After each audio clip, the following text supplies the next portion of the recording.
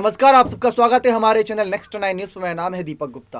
राजस्थान की सियासी सत्ता में भारत जोड़ो यात्रा काफी चर्चाओं में है, लेकिन भारत जोड़ो यात्रा में ही राहुल गांधी की जगह सचिन पायलट के नारों की गूंज इस समय राहुल गांधी सुन रहे हैं और ये गूंज दिल्ली तक जा रही है। और दिल्ली में बैठे मल्लिकार्जुन खड़गे अगर ये गूंज सुन रहे हैं तो जरूर सीएम पद को लेकर कोई ऐलान करेंगे।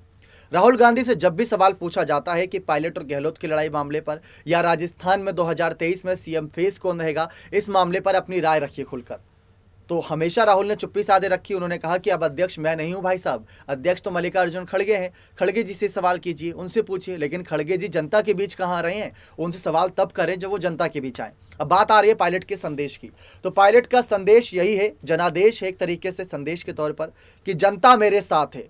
और ये संदेश मल्लिकार्जुन खड़गे को पहुंचा दिया गया है, क्योंकि सोशल मीडिया अगर बात करें, ट्विटर, इंस्टाग्राम, फेसबुक, हर जगह सचिन पायलट छाए हुए हैं राहुल की यात्रा की वजह से। राहुल की यात्रा के बहाने ही सही, लेकिन जनता के बीच उतरे और उनकी ताकत, उनका शक्ति प्रदर्शन दौसा में सबने देखा।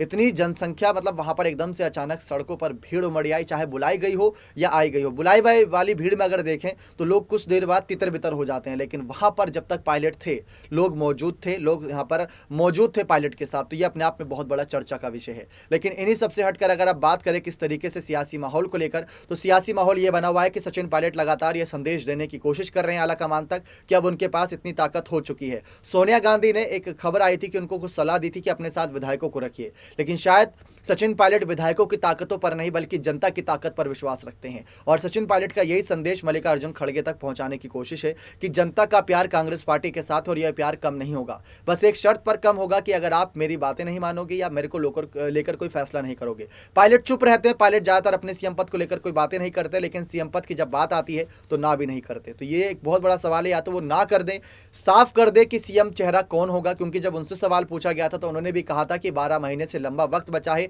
इस 12 महीने के अंतराल में बहुत कुछ होगा पार्टी के अंदर, और उस दौरान जो भी कोई यहाँ पर दावेदार रहेगा आलाकमान उन्हें आगे करेंगे।